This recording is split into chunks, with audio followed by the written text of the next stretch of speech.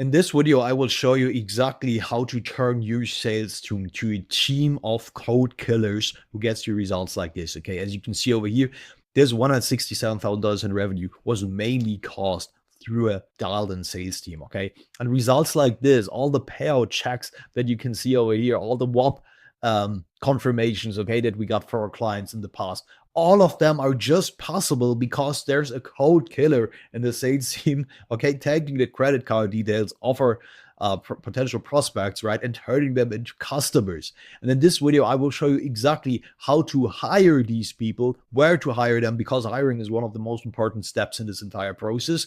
I will get a bunch of A players through the right culture in your team, okay, how to manage them effectively through data tracking and EOD reports, and how to overall basically produce a synergy between the marketing and the actual sales, and how to support your sales team with stuff like sales pitch decks, with actual valuable sales assets that they can leverage in the overall entire pre-call, post-call, and actual pitch process, right?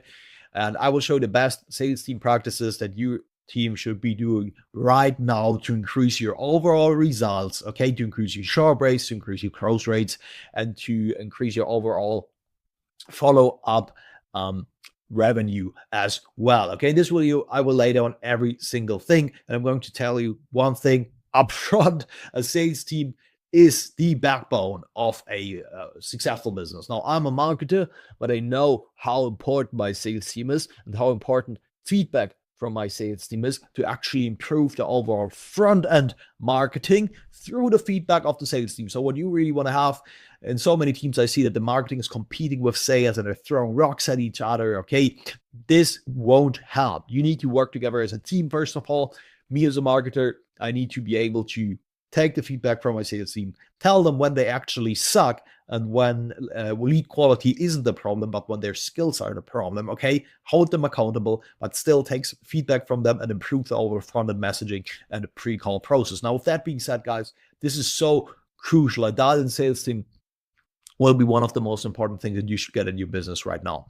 Okay, so you can have, again, the best market in the world, but without a good sales team, you won't make any money. So your salespeople must be dialed in. Now, what I see all the time is when I see all the staged sales calls on there, okay, when I see Shelby Sapp online, people directly think they know how to sell. But there's millions of salespeople out there, and most of them are absolute bullshit. So before we come to hiring, I want to tell you first off about the roles, because I need to make this clear, because we were working with a client who was literally paying his closers 20% commission.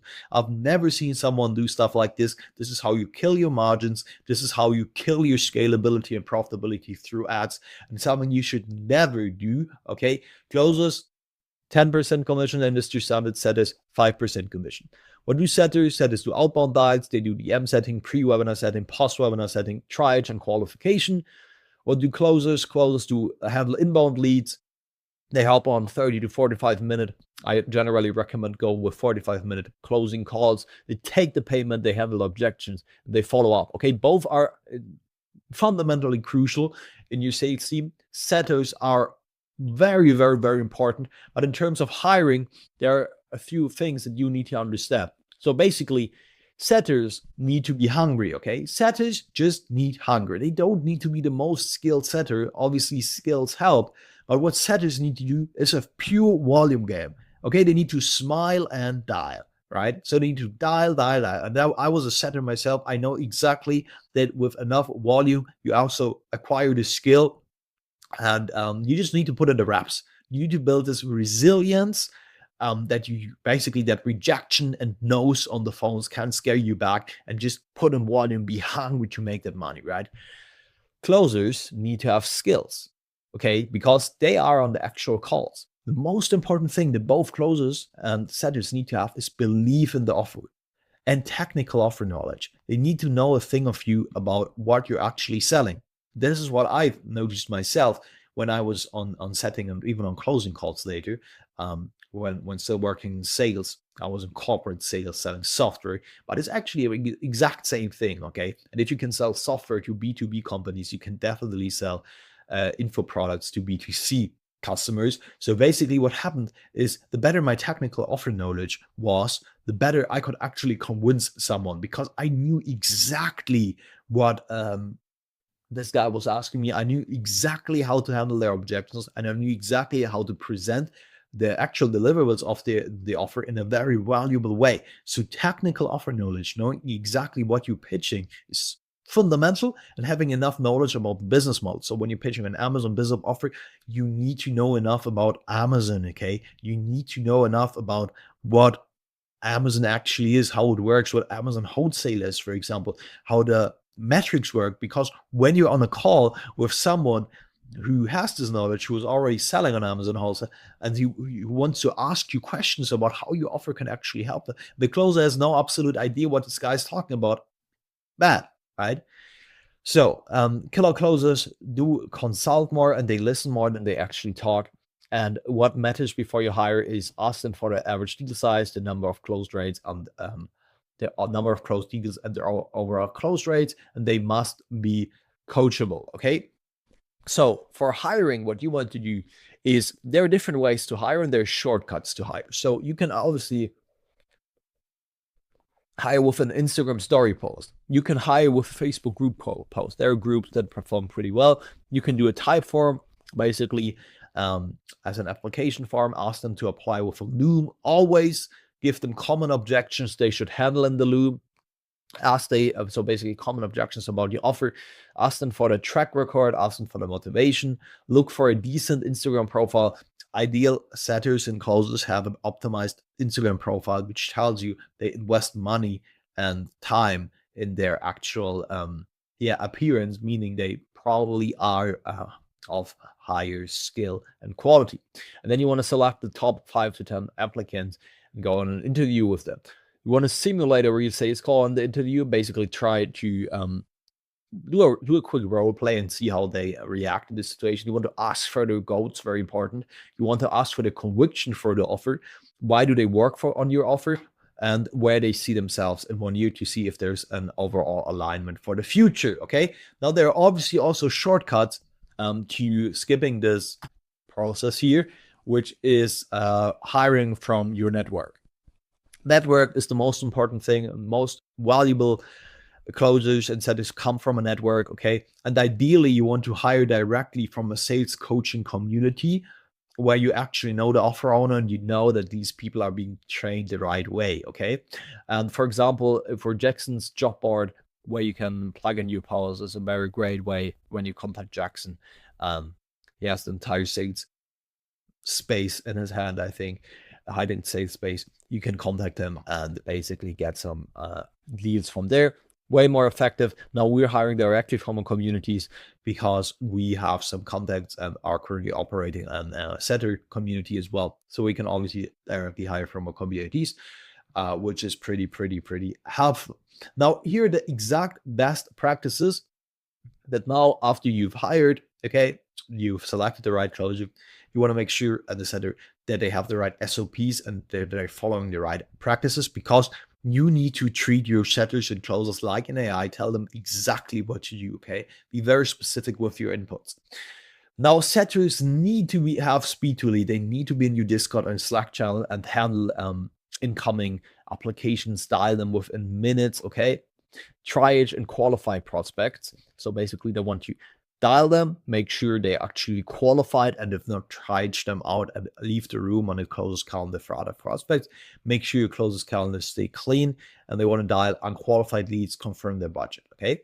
DM setters use something like the ACA framework, where they basically acknowledge, compliment, and then ask, okay? Something like, okay, I acknowledge what you said, I compliment you for taking that behavior, then I transition to a question. They want to follow up with qualified leads as well. So very important for setters is also follow up consistently, building really a pipeline with different follow-up stages, long-term follow-up, 1 week follow-up, 2 week follow-up, and so on. And you want to create WhatsApp groups with the closers. So whenever a setter has dialed a lead, they want who will have a call and he's actually qualified, he's triaged them, they want to add the lead to a WhatsApp group with the closer and introduce the closer as a team member, as an authority.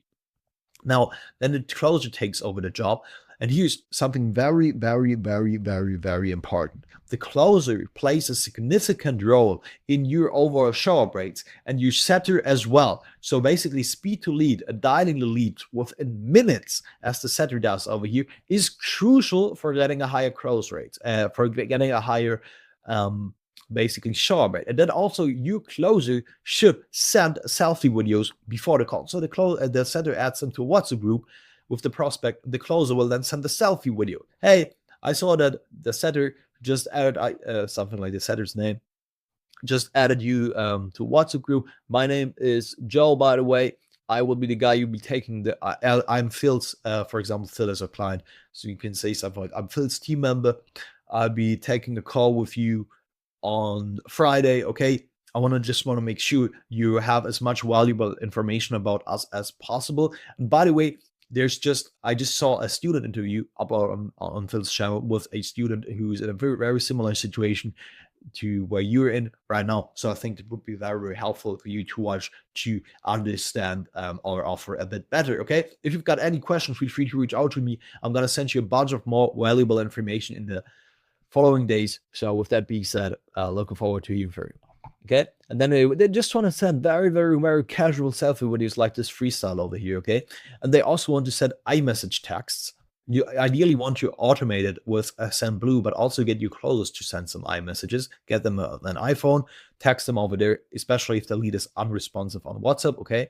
And then also send them a video on iMessage, for example. They want to send them tailored sales assets that you send to your sales team pre-call. So stuff like gamma boards, professional basically YouTube videos. Then you want to send student wins, student testimonials, okay? Entire gamma boards just for this pre-call process.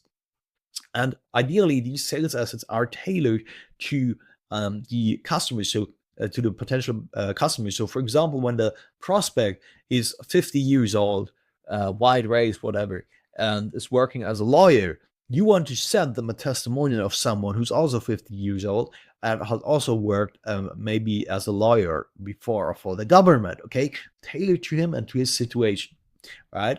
If someone has, let's say someone has already experienced and was an Amazon seller or got burned before, you want to send them a testimonial of someone who was in a similar situation. If you have this, and this is why you need to produce this sales assets, how we call them. So for example, one sales asset that we got for one of our clients is this wonderful thing over here. So we've got a full gamma board where we explain the Amazon wholesale opportunity. This is what our closers send to the prospects before the call, but we also include our pre-call email sequences, but we want our closers to send this asset via iMessage and via WhatsApp, where we basically explain the economics, the cost structure, and then how this compares to other models like dropshipping or private label or retail arbitrage.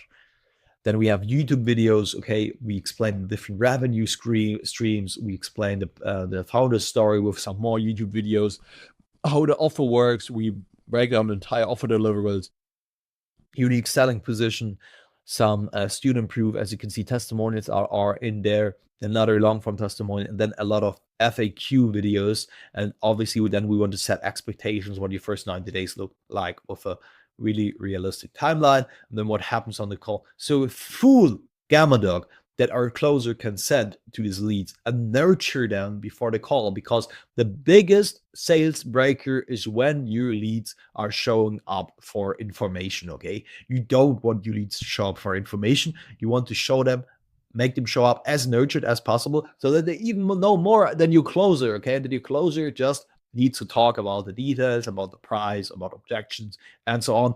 But when you lead ask questions, what I do, and this is why I rely so much on my sales team, when there's any question, any objection that comes up repeatedly, okay, in the sales process from our closers, that is obviously representing a main obstacle for a lot of leads to close, then I want to take this objection or this expectation or whatever it might be and turn it into a sales asset. So for example, let's say very, very common stuff that most of you guys have already in place.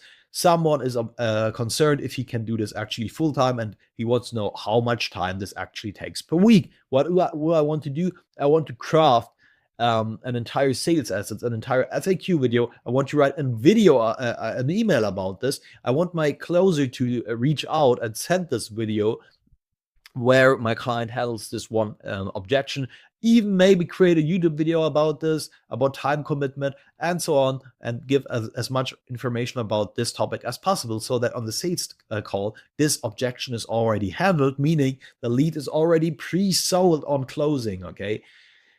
And this is exactly what we want to keep. Then next thing to make sure is your closers have a professional profile picture. I see this all the time on WhatsApp. I see my closers have a not so professional picture, which obviously isn't good for the overall appearance of your brand. Okay, they should have your email. Ideally, you want to have a Google Workspace with a lot of members in their professional email. You want to manage the pipeline. Okay, they should always manage the pipeline and do long-term follow-ups, okay, and do their EOD reports. So basically 15 to 20% of the overall money in sales is in the follow-ups, and this is why you should really always supervise the entire pipeline management in your CRM, and your CRM needs to be clean and have clear data. Now, EOD reports. One of the most crucial stuff we do not execute if no one holds us accountable. This is why EOD reports are so crucial. So we want to have a closer EOD form where we ask them who they are, how many slots they had for a call, how many of them were filled, how many live calls they had, how many closes they had, what went well, what needs improvement, biggest bottlenecks, one thing they will improve, if they've uploaded the CRM, and so on.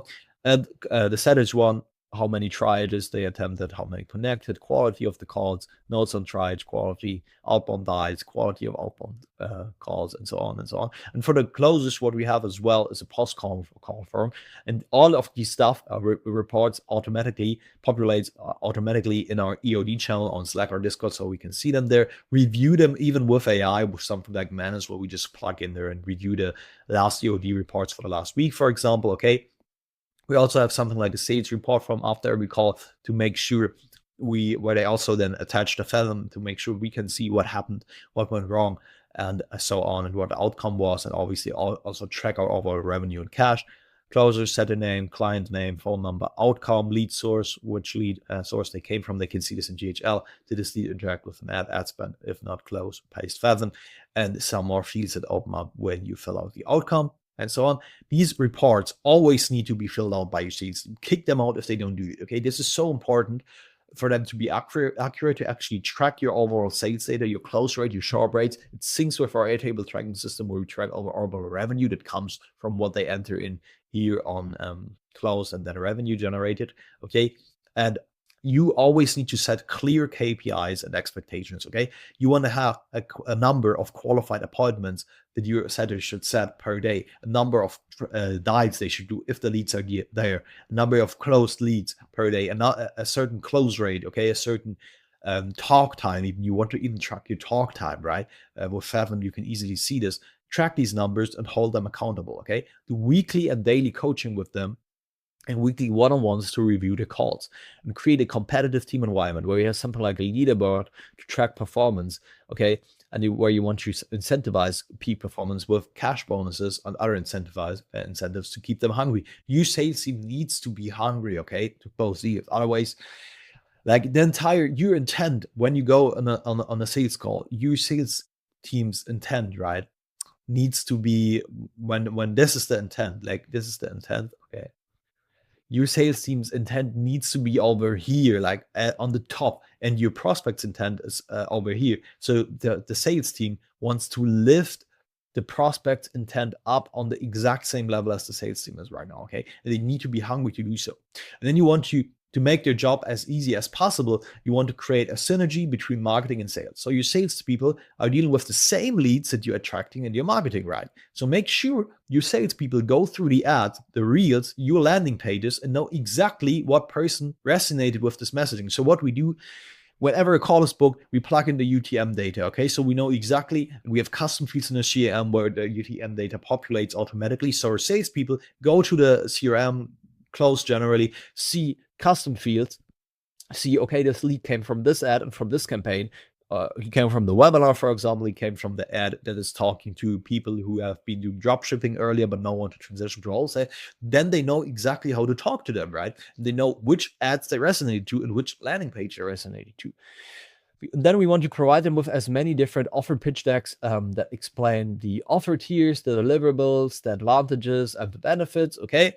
And we want to create an onboarding deck, which includes ICP details, offer details, and all the links and agreements they will ever need to help them get prepared as good as possible. And then based on real sales feedback on lead quality is crucial for our overall marketing director. So what I have over here is a sales pitch deck where I introduce them to the ICP, what we have, the problem, and so on and so on. And I give them some phrases that they can use right now. Okay. And this is how you want to dial in your overall sales team and make sure it's aligned with your overall marketing directives. Again, for closes, iMessage crucial, WhatsApp groups crucial, selfie videos crucial. Be on top of things, track everything, and scale from there, and hire from the right places, hire the right talent. Talent must be there for closers, okay? However, skill can always be trained, and hunger is one of the most important key traits that your sales team should have. Now, with that being said, guys, I hope you liked this video, and I'm quite sure that with this knowledge, you will be able to hit numbers like this that we've generated for our clients as well pretty soon.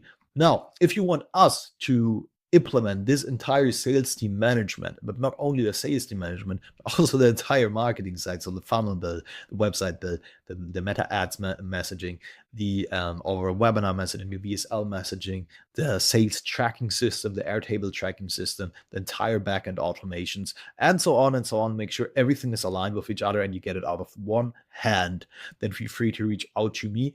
We do place salespeople, we do sales management, we do the entire marketing. You get everything from us, okay? So feel free to book in a free strategy call with me on growinginfo.com, or feel free to write me a message and let's have a quick chat on Instagram at simon.asman. If you were new to this channel and you like what you've seen, talking about scaling your coaching business, everything we talk about here, right? And how to scale to 6 to 7 figure months is the main topic here on this channel, okay? And then we'll be back soon with a lot of bangers, so feel free to subscribe and like this video, okay? Now, with that being said, guys, take care.